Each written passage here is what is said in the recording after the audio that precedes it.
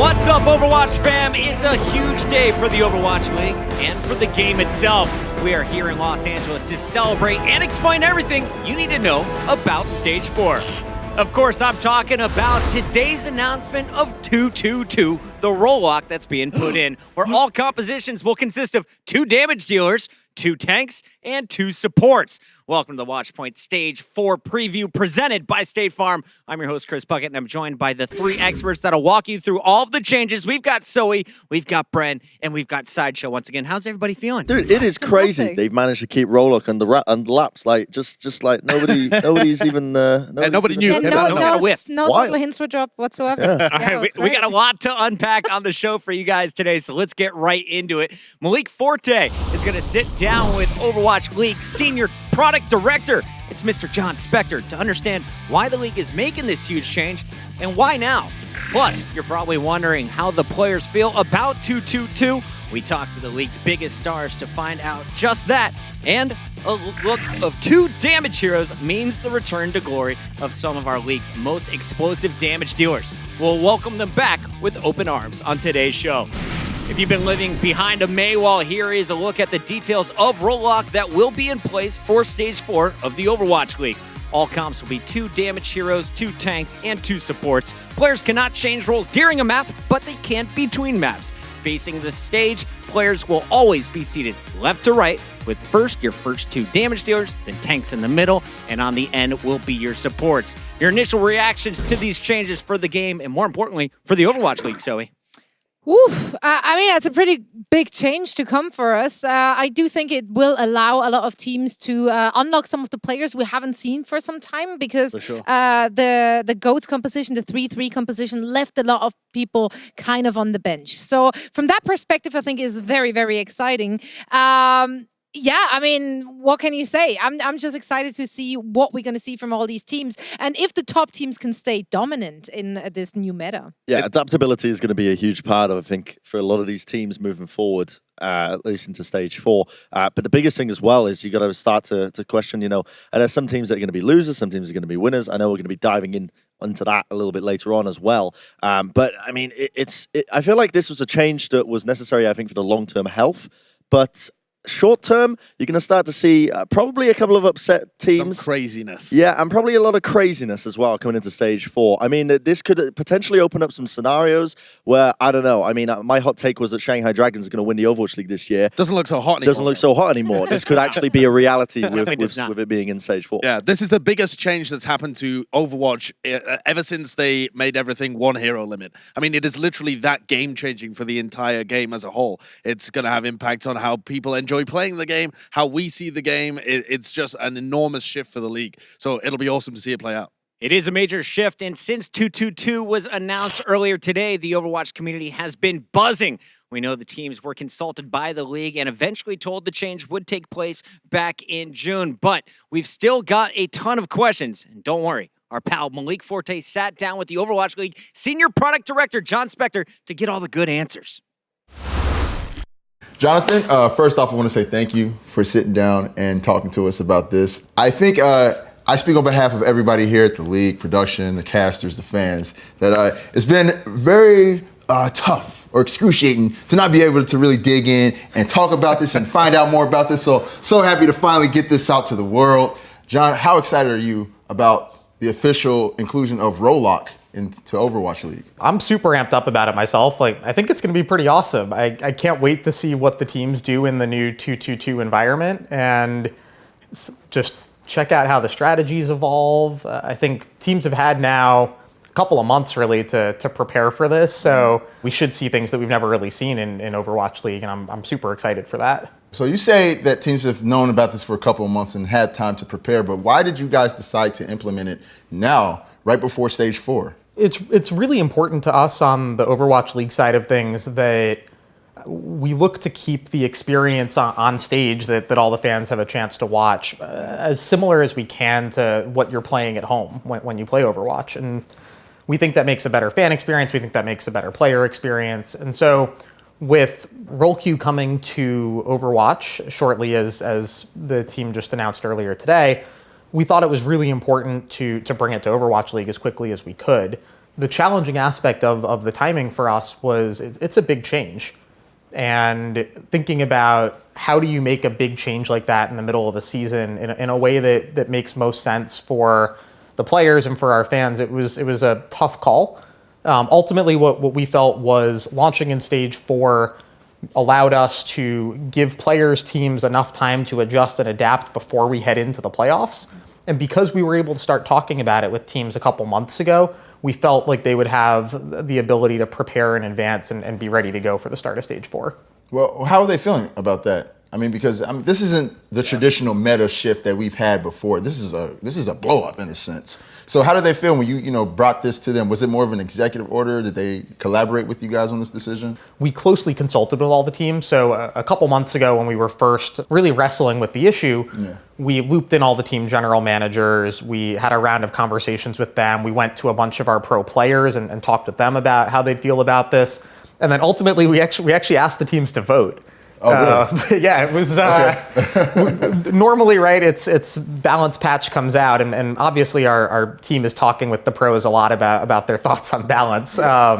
But normally when we patch, it's as you said, executive order from the league. Right. In this case, we did really want to involve the teams in that decision. And the reason why we're here having this conversation today, an overwhelming majority of the teams supported the approach that we're taking here. But why not wait until the end of the season and just wait until 2020?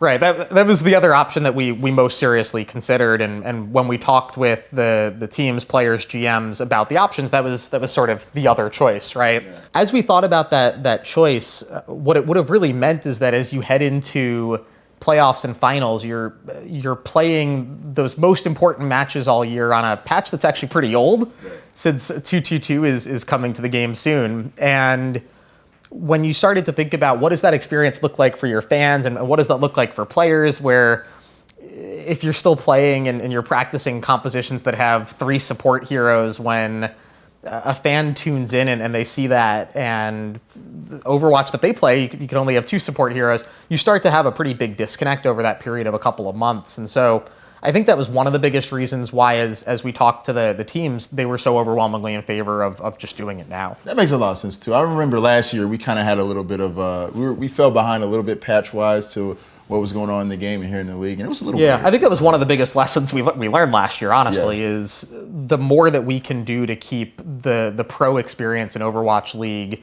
consistent with the live game experience of Overwatch players, the better from an Overwatch League perspective. And so that lesson from last year in a lot of ways informed our approach this year, and it's going to inform our approach moving forward too. One of the things that we've talked about a bunch before, but which really guided our decision making here too, is we do believe that the best Overwatch League teams are the most adaptable, flexible teams that can be successful in a wide range of strategies, right?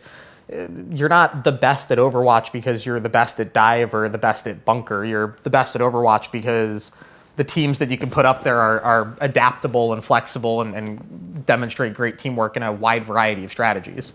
So I'm for one, really excited to see how the teams evolve and adapt here, and looking forward to seeing stage 4. How has the response been overall from all the teams since this has actually been the decision you guys have gone with? They're all excited too, as best we could tell. I think a lot of the players, particularly our star damage players, many of whom have flexed onto other roles in the first part of the season. I think they're eager to get back up on stage and remind all of us how incredibly good they are on some of those hit scan heroes. Is that how you think this is going to, impact the league competitively? We're going to see new meta. We're going to see new characters out there. How do you think overall this is really going to impact the league? Look, I'll never pretend to be an expert on the coaches are so much smarter on this stuff than I'll ever be. And so, but I do expect the biggest change is going to be with the 2-2-2 role lock enforced in Overwatch League. You're going to see some team compositions that we haven't really seen this season. And how do you think this is going to affect the fans' experience for the viewers watching at home? I think fans should be excited about it. This is a feature that obviously a lot of our community has talked about for a long time, and we know from conversations we have with fans that it's important to them that the experience that they see pro players having is the same as theirs on ladder and in ranked. And people watch Overwatch League because for a lot of them, they want to get better at Overwatch and they want to see what the new strategies are. And in this case, they'll actually have a chance to watch pros sort of test drive the feature a little bit before they really get their hands on it. Kind of going off of what you already said, how important is it for the Overwatch League fan base to understand that, we're not like traditional sports when it comes to the regular season? These type of things happen and the meta changes. How important is it for people to learn this? Yeah, look, Overwatch is a living, breathing game, and one of the most important skill sets that a team and their coaching staff and their general manager need to be thinking about is how do you build a team that is adaptable and flexible? And I think it's really important that the best teams continue to be teams that can thrive in a variety of strategies, a variety of team compositions. Even look at stage 3, right? The teams that have sort of adapted there, the teams that were able to start playing a little bit less Diva, a little bit more Sombra, started to see more Pharah recently. Watching that innovation and adaptation has been really cool, and I think is what sets the best teams apart. One of the things that we haven't talked about very much, actually, that I'm really excited about in terms of what this means going forward, I think this is really going to help with player stability and longevity in the Overwatch League, where, like, if you look this year, one of the big issues that a lot of our pro players have had is they didn't know what was expected of them, right? You came into the season and you'd been a tracer specialist who could flex onto Widow or had learned a little bit of Sombra, but the season started and you got to learn Zarya, or you're supposed to learn to play Brigitte. Moving forward, having that certainty of you're a damage player, there's a set of heroes that you need to master. When we launch a new hero every time, it's really clear who on each team is supposed to learn that hero. I think that's really going to help with players' ability to prepare and their ability to always be at the top of their game. As we think about what does this mean going forward and some of the longer term benefits, I think that's one of the biggest ones. Right. Now, I would imagine for a lot of those players who've been stressing out about the current meta or the way the meta's been this year, this has got to be a sigh of relief for them. Could you buff Reaper? Tell Team 4, buff them. Just give them like one little slight buff, just something. Yeah, the almost always heals himself entirely on every shot didn't do it for you. It's no, he needs more. He needs more. I'm doing what I can, man. For all the Reaper mains out there. I'm sure they appreciate your asking. Yo, at least for 222, he's got a little bit more of a chance to get played. They're 2 damage heroes. One of them could be Reaper. Make it happen, teams. Make it happen. Well, John, thank you so much for spilling all the beans with us here today. Thanks for having me, Malik. And, Good talking with you. I'm excited about it, and I hope the Overwatch League fans are just as excited as I am, too.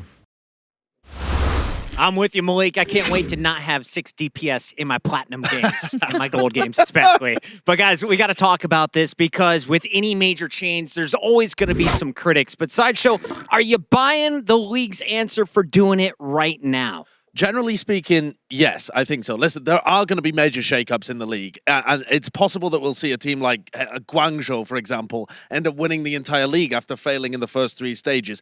It might make the league feel like the first 3 stages weren't as important, but I think the whole of esports are run by the developers. And if the developers of Overwatch believe that this is better for the game in terms of the balance, in terms of the player experience, then I think the league has to mirror it. Whatever is going on in the live server, I agree with John, that it really has to be mirrored inside the league so that you have that cohesive experience for everybody here. We're coming from a game as well where the competitive scene was pretty much dismantled because of the fact that it didn't mirror the actual game as well. I mean, we've seen this happen in a lot of other games. RIP TF2. Exactly. Like this is necessary at this point. Honestly, if it's moving forward the game, the league needs to mirror it. Otherwise, it's a lot worse. Trust me, guys, it's a lot worse. And I think he made a fantastic point there in the interview, saying that the best team should be the one which can play different things. It shouldn't be you mastered one single composition and now you're on the top and that's that. I do think that a truly top tier team should be the one which can adapt to different situations.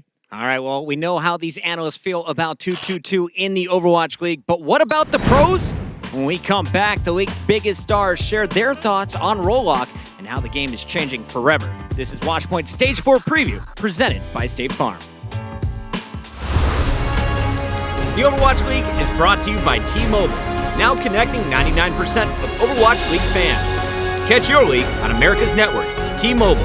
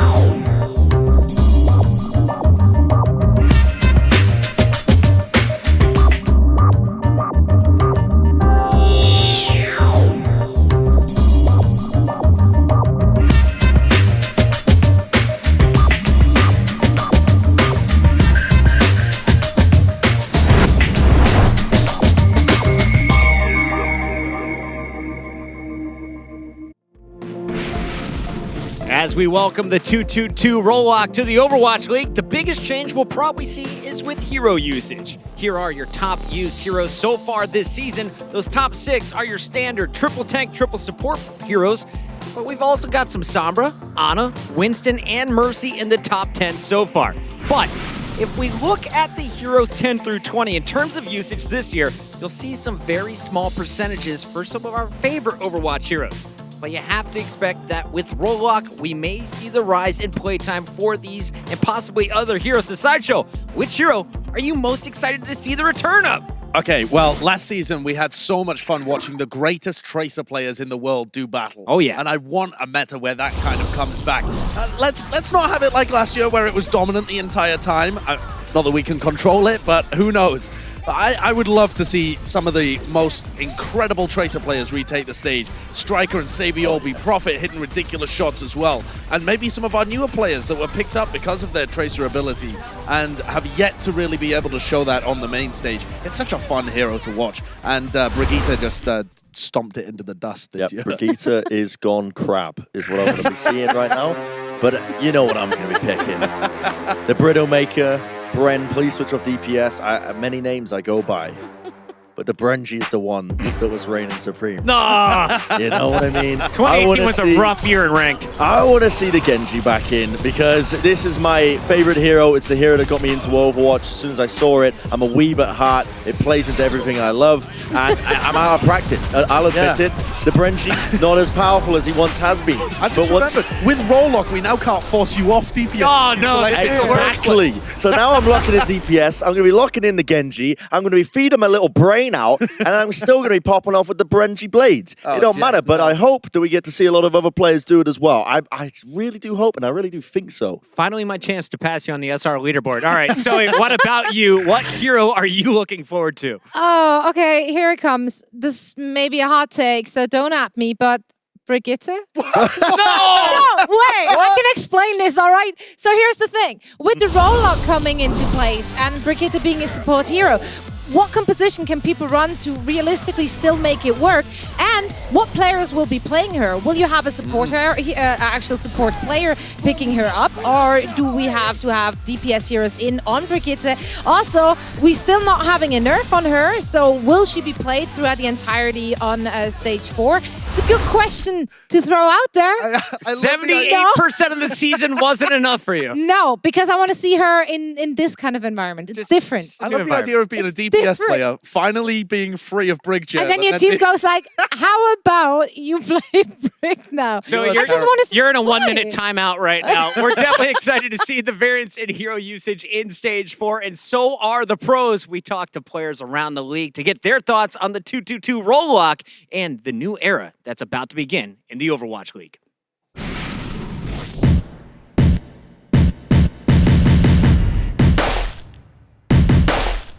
Well, I talked about Roll-Lock before anyone talked about Roll-Lock. I should become a game dev. I'm smart. Thank God 2-2-2 is happening. The game has seen so many different unique things, but I think it's time to settle down and sort of find like a standardized way to play the game. 지금 너무 고치만 나오니까. 네. I get to play DPS again. Woo! I think it's going to be fun. I think it's going to be exciting for sure. I think it's refreshing to get out of this meta. But at least, like, there's not gonna be like a super comp like now. The main issue with not having a 2-2-2 lock is that it's impossible to balance most of the heroes in the game. 저희가 2-2-2를 안 한 지 거의 1년 가까이 돼가는 느낌인데. It's going to make comp better too, like competitive ladder better, because you know that the people that lock in the roles on your team are going to be proficient in those roles. If you play tank or support, you know that you can practice every single day the role, and eventually you can grow to be a professional player. 처음에는 다들 약간 좀 못할 것 같은데. 그러니까 조합을 새로 구상하거나. We're gonna have a pretty rough start, especially like if it's dive. I imagine we'll see like a lot more dive, like Winston Diva. You'll probably see the comeback of like Tracer and Genji a lot because you just can't really play big as much. Or a double sniper meta, which our coaches have dealt with before, so I don't think it'll be that challenging, that hard to figure out. The way I look at it is there's actually more room for swapping with Roll-Lock. For example, if one team has like a really good Widow player, then the other team will be like, okay, he's probably gonna run Widow, so we're gonna run dive. Teams that have struggled this meta will definitely have a like instant boost. The London Spitfire can return to form in a 2-2-2 roll-lock. You get Prophet and Bird Ring back on Comfort Heroes. It's electric. 그 윈스턴을 되게 잘한다고 생각해서 잘할 것 같아요. 투투투가 나온다. I think people should be afraid of San Francisco Shock because they have one of the deepest rosters. They might not have the most versatile roster, but because of how deep it is, they have every base covered. We have Striker on the bench and Architect on the bench, and they're two of the best DPS players in the game. Our roster can fill any hero, so we'll be fine, I think, no matter what the mid is. 개인적으로는 저희가 투투투 때도 잘했던 팀이라서 별로 걱정은 안 되고. Philadelphia Fusion as well. They obviously have some incredible DPS players. We have the advantage, like we can play way different metas than other teams. Some teams are just good at tanks or DPS. I think we are good at like so many different compositions. 저희가 이제 투투투 메타가 와도 이제 1등을 유지하려면은 아무래도 더 많은 연습이 필요하겠죠. 딜러 조합을 워낙 잘 다루는 팀이다 보니까 제이크도 다양하게 둠피나 겐지나 하고 링저의 위도우 에임도 강력하다 생각하고. I personally think that we'll be one of the best 2-2-2 teams. 저도 상하이 드래곤즈에 있는 딜러 선수분들이 되게 세서 상하이 드래곤즈가 제일 세질 것 같아요. 상하이 드래곤즈의 좀 DM 선수? 그래도 핫살 선수가 자신의 자랑인 겐지를 하게 돼서 좀 기쁘지 않을까 싶어요. I think it's gonna be quite a chaos of matches. 저희가 이제 완전 강팀이라고 인정을 받을 수 있을까 싶어요. 투투투 메타는 플레타 메타가 될 것입니다. It's just a big game changer. 재밌을 것 같아요.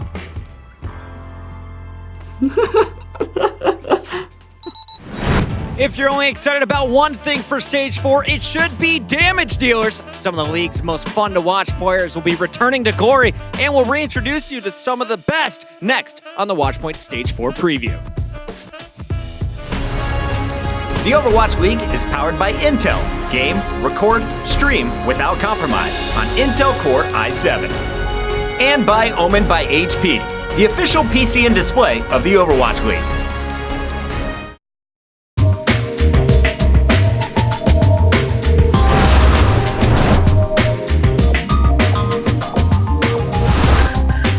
Oh, it's even between them. That was a fake. Devan's going to run. Mangachu's got a mad health advantage. This is the first time we've seen that. Right there, and that is game.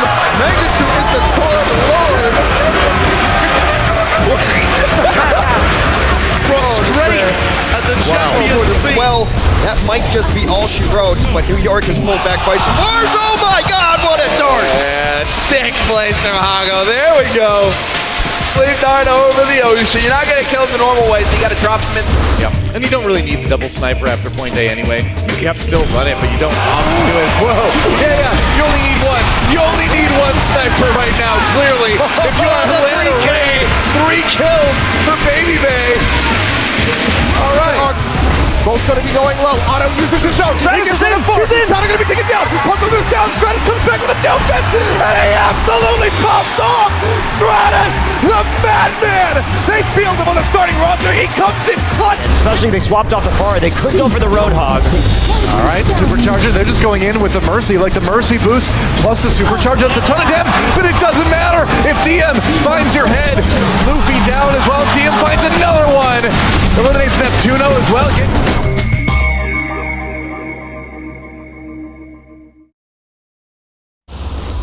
Since Brigitte was introduced in the Overwatch League in our inaugural season, damage dealers have been flexing onto the support hero in many significant compositions. But with 2-2-2, damage dealers will return to playing strictly damage heroes. So Zoe, which player are you most excited to see mashing on their damage dealing comfort picks in Stage 4? You know what? I'm going to go with my favorite Brigitte, and that's Adora. I can't wait to see Adora back on that Genji, back on that Pharah, back on that damage dealing horse. I'm not sure where the horse came from. That's Orisa. Orisa's the horse. Anyway, Adora, he's pretty darn good, all right? And I just can't wait to see him unlocking his full potential. The Spark in general, I think, are going to benefit very much from this roll-ups. I can't wait to see what Adora has in store for us. I like that pick. That is Adora from the Spark. Brent, what about you? For me personally, there's one player that I spoke to time and time again, and he's a pretty smart dude, honestly. He goes by the name of EQO. But it's not his brain, as many wrinkles as it may have, that I'm interested in. It's his ability to flex onto the Pharah, onto the Genji, and I want to see if he can reclaim the crown right now as the best Western DPS player. Now, we've got a couple of new players that have been introduced into the league that might be willing to take that crown off of him. Off the top of my head, Color Hex for one. We haven't really seen what he's capable of. He's been stuck on the Zarya mainly. But EQO is a freak of nature on a variety of roles. I think his flexibility is second to none almost to... Libero is the only one I can really compare him to off the top of my head when it comes to how many DPS heroes he can play. So now he's out of the brick jail and he's going to start popping off again. And we're going to see Philly. They're going to make a run to the finals. They're going to be at the finals. It's going to be like 20,000 fans screaming EQO's name. EQO, all the business. All the business. All right. I love it. I'm going to go with the best Brigitte in the world and potentially the best Genji in the world, Haxal from the Vancouver Titans. We've seen a little bit of this guy flexing onto various damage dealer roles, but it's his Genji that's just unbelievable. Here he is for Runaway playing against Kongdu Panthera. It's legendary. He made his name on this hero. He, in some sense, invented this hero alongside Who Are You, who's still too young to join the league, by the way. But Haxal is just phenomenal on Genji, and he's also got a ton of other heroes that he can play to such a high level. And now that he's no longer having to play the Brigitte, which he was amazing at as well, we're going to really see him flex over a bunch of different stuff and become a true core player for the Titans. Haxal and Stitch, can't wait for that duo. Let's take a look at our Atlantic Division standings, though, and as you can see, the NYXL have a huge 7-match lead, a full stage basically with a plus 40 map differential above the next best team, the London Spitfire. But a lot of these teams have players riding the bench that could help them improve in a 2-2-2 situation. So Zoe, who are you most excited to see return to action from the Atlantic Division? You know what, Puckett? Pine. We have talked about Pine in actually forever. His Widowmaker, his McCree, they have been unmatched through the majority of the actual first season. I do hope he will never dab again. But other than that, I honestly can't wait to see him back on stage. I very much hope that he will be fielded. Yeah. Be so good to see Pine back in the lineup. He has been a man missing in action for basically the whole season this year. I know, right? He does nothing but click heads. All right, so great pick there with Pine. I love it. Bren, how do you one up that one? Well, I wouldn't say a one-up. Okay. It's hard to beat Pine coming back onto the stage, but there's two players that have had a very underwhelming season so He far. asked for one. You're taking two? I'm giving you two right now. All right. Soon, breaking the rules. and Shadowburn on the Paris Eternal. These guys are freaks when it comes to the DPS. Shadowburn, again, you said Haxal kind of invented the way Genji was played. I'd make an argument for Shadowburn. This guy made it so popular that he ruined pub play forever. No one plays for in the Russia anymore. general population. Like, Shadowburn popularized Genji. And I feel like we're going to put these guys back on signature heroes. They're not going to be playing Zarya, not going to be feeding. It's going to be beautiful for Paris. Well, I love it. Here's somebody that has been stuck on Zarya duty all season long, who was an MVP candidate, potentially should have won it last year. It's Prophet. Free this man! Oh my word. him. I'm so excited to see Prophet back.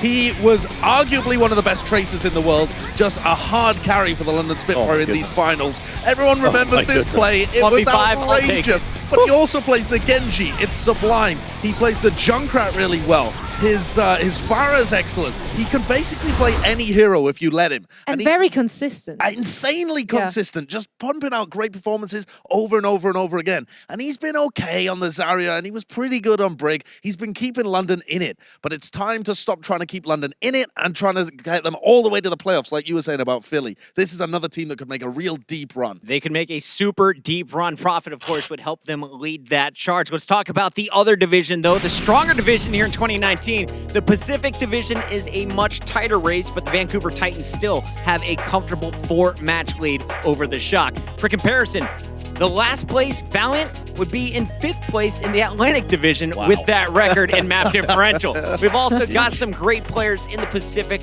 who will see more action in Stage 4 playing their best heroes. So Zoe, who are you keeping an eye on from the Pacific side of things? You know what? I'm going to go with Striker. Up until the Stage 3 playoff finals, I kind of forgot that he was still in the league. I'm not going to lie. I think we saw him, like once, maybe twice. I think they fielded him on Busan or something. Yeah, but that was it. And now we finally saw him back in the the lineup. He had made a name of himself for himself on Tracer, on Widowmaker. When he played for Boston, he was their star player. Everything revolved around this man. He is incredible good. He has such a great game sense and such a good read on his opponents. So yeah, seeing him back is going to be very, very scary for all the opponents which will be facing off against the Shock. I kind of feel silly for not picking Striker now as well, because Striker, I mean, a little known fact. You kind of forgot about him, right? No, I forgot about him, but this guy wasn't a Widowmaker player before Stage 3 last year, and he grinded it for a week, and he was competing with the top Widowmakers. Yeah. Like, he's a nut. The guy is actually cracked. Like, it's ridiculous. But I'm going to be paying attention to Architect as an individual, because he has been locked away on the bench. Aside from the first map in the Stage 3 finals, we saw him come out to play a little bit, but his Widowmaker is on point, but it's not his Widowmaker as well as I'm looking forward to. It's his Genji, which is the real selling point for this guy. But the fact that he can flex onto both a hit scan and a projectile hero, very impressive. Not a lot of players can do that. A lot of them like to specialize in one or the other, but Architect is talented enough to be able to switch onto both on the fly, which makes him a very good pickup, a very good player as well, and I'm excited to see what Shock can do with him moving into Stage 4. Sideshow, are you going to go 3 for 3 and pick Sinatra from the Shock? No, I'm not going for San Francisco Shock player, but I am going to echo Brent's kind of sentiment and pick someone highly, highly flexible. It's going to be Fleta from the Seoul Dynasty. I think that this guy is going to be so pivotal because, like you said, Brent, there is no knowing what the meta could be. We could be stuck playing bunker compositions for the next 3 months. We could be having dive. We could be having double sniper. At this point, there's no telling what the meta would be. And Fleta is the meta. Whatever you need him to play, he will play. And he's also incredibly talented on a bunch of different heroes. Can play the hit scan as well as the projectile, a facet which I'm sure the Seoul Dynasty will make great use of, even though they've got such talented players all across their roster. That tight race is about to get even tighter in Stage 4, believe me. We just showed you the division standings, and we know the overall race is to get into the top 12 for our overall standings in the playoffs. So, who's moving up and who's moving down in Stage 4? We'll tell you next on the Watchpoint Stage 4 preview presented by State Farm. Coca-Cola is the official refreshment of the Overwatch League.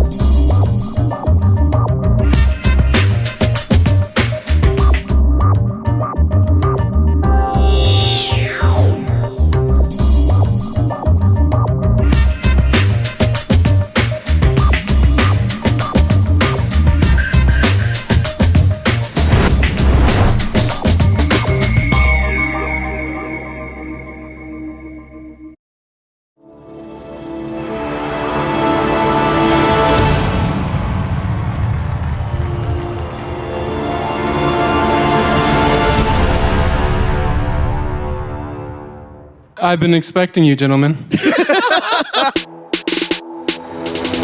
Ladies and gentlemen, welcome! It's Stage 3, we have returned. Oh no, that is a disaster for the Spitfire! Oh, from downtown! Oh no, you are kidding me! Another one! EMP coming in, where's the tire? Finds 3! And Super punched into a car. Going for the hammer kill! Come on, Sir 4! At that point, it's not tactical crouching. It's actually, you know, Halo. No. Keep it going. What are you doing? Keep it going. stop! Oh, why do you always do this? Thank you very much, Mr. X-Men. You can stand up next to an NBA champion. Joshua, why'd you stop dancing? Joshua was dancing. 춤 좀 계속 춰주세요. 춤 춰주세요. I have 2 huskies, so they shed so much, and I can't wear any black clothes because it's just white fur everywhere. Well, because we're so generous here at the Overwatch League, we got you a personal wind roller. Wow. And of course, your face of Overwatch is here in the arena enjoying the game. Charles, can you believe Americans call crisps chips, jumpers sweaters, trousers pants, and trolleys shopping carts? What a bunch of codswallop. Is that like referring to like fish intestines?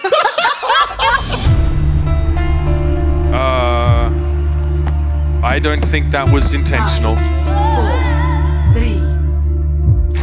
Did he? I think he just fell off the side. Yeah. That was a fat finger. It sure looked like a fat finger, though. Fine. It's fine. That's okay, that's okay. Fusions, man. It's been a while since I've seen that. Just full-on rage. It's all falling apart. The win streak is over. The Houston Outlaws defeat the San Francisco Shock. That is gonna be it! The Los Angeles Valiant are the first team to deliver a loss to the Vancouver Titans in the regular season. It's the Atlanta Reign!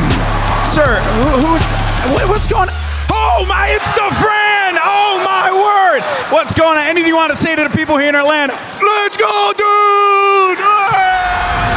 Tourbillon versus Tourbillon, hammers only. This stuff bonkers, right? Atlanta Reign completes the 2-0 here in front of the home crowd. For 5 weeks, the anticipation has been building. It is playoff time. This team has been nothing short of impressive. My God, this team just does not know when to quit. That's as clean as it gets. They will be in our stage 3 playoffs. The Vancouver Titans dominate the quarterfinals. The Shanghai Dragons are going to the semis. And Hangzhou Spark lose their first ever map 5. The Valiant advance to face the Shock. The Shanghai Dragons will go to the stage 3 finals, and Bumper doesn't look like he believes it. I don't believe it. And that, ladies and gentlemen, is Overwatch at its absolute best.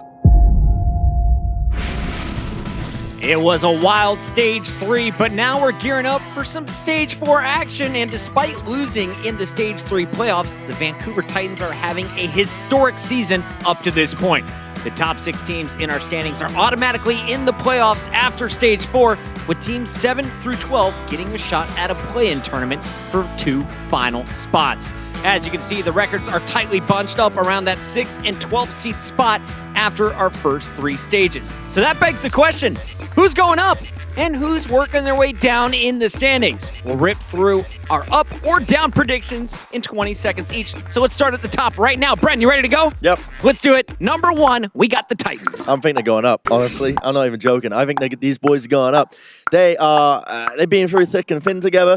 This squad has been playing Overwatch since before I was born, I think. And they've been through a metal change or two, I'll tell you that for free. A lot of people are going to be saying, no, they're going to be going down. They can only play GOATs. They can only play triple tank, triple support. Not true. These guys are so talented. They've seen it all. They've seen every meta. Josh, number 2 is the NYXL. They've been so dominant in the regular season, up or down in Stage 4? Well, in terms of their standings, I think they'll remain roughly the same, but their level of play will increase. I think they're incredibly comfortable playing the 2-2-2. They've got great damage dealers on those roles, very flexible players. It allows the rest of their roster to play things they're very comfortable with. They've just got by at the moment because they're in a weaker Atlantic division, but they haven't really penetrated through stage playoffs. It's now time to see the real New York, where they're at their full potential. So at number 3, we got the Shock, the only team to be in every single stage playoffs. Do they go up or down? I mean, they at least stay even, but they definitely have the potential to go back up with Rascal and Architect and Sinatra, of course, being able to unlock their damage-dealing potential once more. They should find themselves very much at the top of things because they have the coordination required to actually play anything. Those are incredibly skilled players, and I can see them taking on everyone. Currently sitting in the number 4 spot is the Hangzhou Spark. Bren, Can they get any higher right now? Wow, I wasn't expecting this. Okay, yeah, I think they... Josh gave you a look, and now you're changing. I like this. Stay where they are. You can't They just go talk up. slowly, Up or Greg. down? Up or down? 10 more seconds. I think Say up. they will remain fourth because they are up against some tight competition. They got good players on the bench. Great non-answer, Bren. You dragged that out for 20 whole seconds. Sideshow up next. It's the Gladiators at number 5. This is a really difficult one because they love to play a bunch of really creative stuff. And with the 2-2-2 roll lock, I think they're going to be one of the teams that's hit the most because they can't be as creative as they were in the past. But they love to play a bunch of bunker. Orisa should still be really powerful. I think they're going to start to slip slightly, but not too much. I think the Gladiators are still a good team. They're just not going to be as creative and exciting as we used to see. Trying to stay in that top 6 and guarantee your spot in the playoffs. That's the goal here. Can the Seoul Dynasty do it? Oof, where they are right now. Okay, 6th. I do think they have the potential to go back up. We do have players such as Illicit, who is an actual god on projectile heroes. And of course, Fleta, well-rounded, very flexible player. The only question I have, who are they fielding? Again, they have been bringing players in and out all through this stage, this last stage. So it would all, pretty much... I don't know who they're fielding, therefore I can't answer this question. That's pretty much what I'm saying. On the fence with Bren there. All right, let's go to number 7. So I'm putting you right back in the hot seat. This time it's the London Spitfire. Last season, they finished very strong at the end. You know what? London. Either way, they can go all the way up and all the way down because that's what London does best. It doesn't matter what meta they're playing. They always have the potential to really, really disappoint or just be an incredibly good team. Obviously, they have the skill required to be at the very top of things since they are the champions. Profit on DPS. I think you have to go up from there. Sideshow, let's talk about Shanghai, the Stage 3 champions. Now we're flipping the meta on its head. What happens for Shanghai in Stage 4? DM and Ding are the best DPS duo, but this team is going down. I'm sorry, but it's going to happen because with the 2-2-2 roll lock, they don't have a great diva on that team. They've got Geggery and they've got Envy, neither of which have been playing with the team that often. I don't see this team being able to sustain the like best team in the world, being able to win the stage finals, that kind of thing. I don't think DM and Ding is enough to carry this through. Bren, you already talked about EQO, but Philly as a whole, can they rely on Carpe and EQO once again to get them to the playoff finals? Oh, yeah, absolutely. I think this team's going up. If they don't, I'll be really disappointed in them, honestly, because they clearly didn't like the GOATS meta. Now they're going to be moving into a meta that is going to be suiting them. Carpe, EQO, I'm expecting very big things from them, and especially because the finals are in Philly. If you don't make finals, I'm talking to you, Philadelphia, now, one-on-one. I'm going to come around your house, I'm going to eat your food, your chef puts up, and I'm not going to leave your treehouse. Shout out to Heidi. He's going to live in your treehouse and eat the chef That's what Heidi I did. food. Yeah, I love that. All right, we've talked about the top half of the league moving up or down, but which team from the bottom 10 in the standings do you guys think will be on their way up in Stage 4? Zoe, we're starting with you. Well, I thought you said me. I was like, is there anything more to come? I'm going to go with the Charge, honestly, because I think they had some very, very great games in this past stage, and they've shown us a lot. However, it was just never enough. So I think mainly that came down to the meta. They were a little bit unsure on how to play around certain things, but with the 2-2-2 lock, I can see with the players they are having in their team, they could actually make a run for it and at least go to be a solid midfield team. That's kind of a difficult schedule, actually, but they did just beat Shanghai. That's very true. All right, I like your pick a lot there with the Charge. Bren, who are you going with? Who else is climbing from the bottom 10? Oh, boy. I'm going to be going with the Boston Uprising for this one. I feel like the Boston lads are going to be able to be right back up. Huh? Out of the doldrums. Out of the pit. I don't know that word. It's a big word. Big word. Doldrums. Big word. Doldrums. Seven letters. That's my vocabulary. Sorry for confusing you, Brett. Add that to my vocabulary. Stage 4 schedule for Uprising. Honestly, pretty winnable. They're playing against some of the bottom tier teams here. They've already been practicing a lot of 2-2 compositions. Remember Blase Doomfist? I do. Oh, I do. Definitely does. Yeah, Puckett was very happy that day. Had to get multiple changes of wardrobe. I still watch it every night before bed. Exactly. Yeah, it's a perfect remedy to put yourself to sleep. But yeah, I have a lot of feelings for the Uprising squad, and most of them are good. I didn't really know why I said feelings. I'm gonna be honest with you. It's been a long day, so it's a fresh day. It's Thursday. Josh, you're up next. Fresh day. Fresh day. What are you excited about? Who else from the bottom 10 is climbing? Well, Valiant are actually in the bottom 10, and they've already done really well in Stage 3. But looking forward to Stage 4, they've actually been having a lot of success running Shacks, running Agilities, having those kind of lineups working.